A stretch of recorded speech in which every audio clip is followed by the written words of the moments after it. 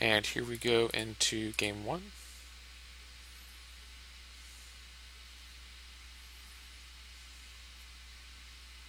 So this is a three-colored deck, so our mana is going to be a little worse than it was last time.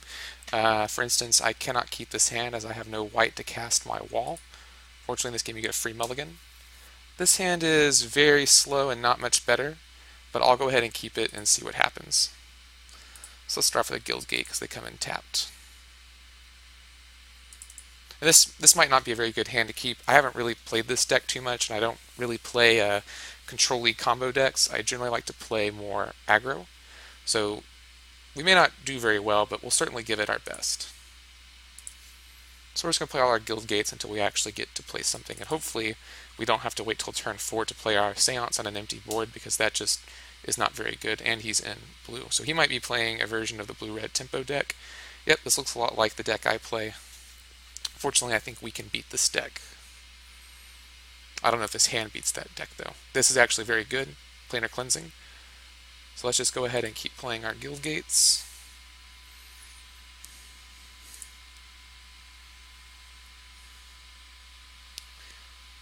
So this is whenever it dies, not when it leaves the battlefield, which is kind of unfortunate, but that life cushion is going to be very important.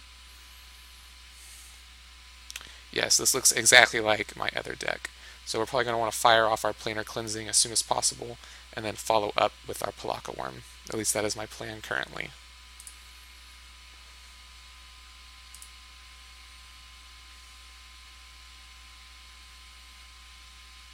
I could really use a Wall of Omens right now.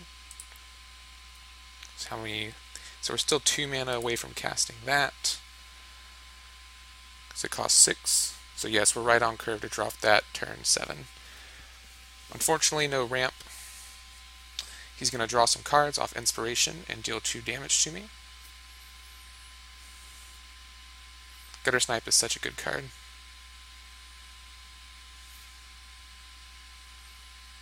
That's an interesting addition. I do not run these in my deck.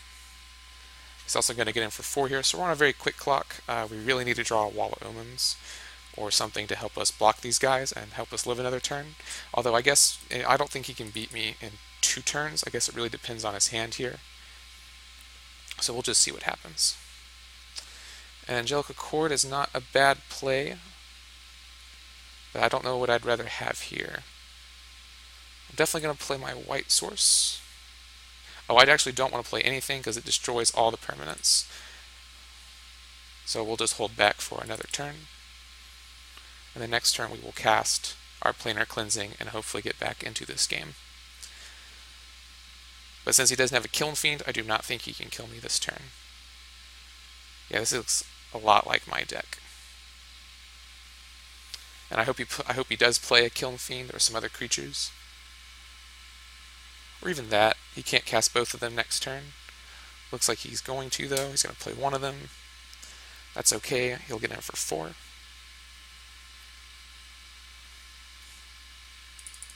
So yeah, we haven't done much of anything this game. I think we could have done a little better if we were actually able to play something.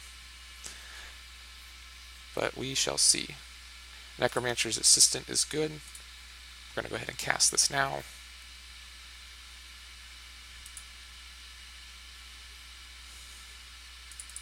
So next turn we will play our Necromancer's Assistant, unless I draw a land, in which case I will want to play my Pelakka Wurm.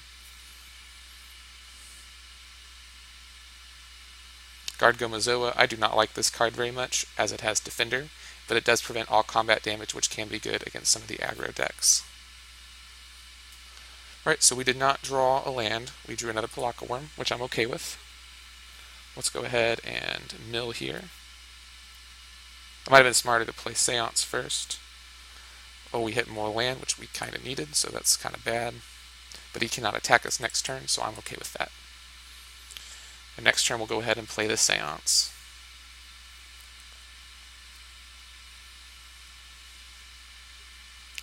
Charmbreaker Devils.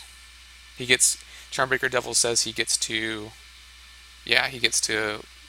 return a random instant or sorcery card from his graveyard to his hand, and whenever he gets it, he plays +4/+0. So that's kind of unfortunate. We drew another Pelakka Wurm, not really what we wanted. Let's go ahead and play Seance.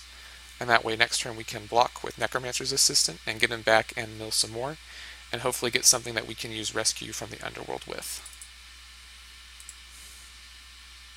So if he has a shock here, we just lose, because he'll zap my guy, and then he will be able to swing in for 6. But let's see what happens. Yep, there we go. I think he's going to win this game. So our hand was just too slow to deal with this, which was the problem. But I don't think this is a bad deck.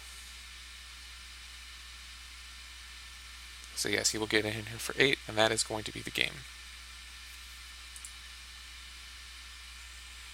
So it is very similar to my red-blue deck. I don't run the Charmbreaker Devils or the Garganozoa or the Elixir, but I will see you guys for the next game. Hopefully next time we'll get a little faster.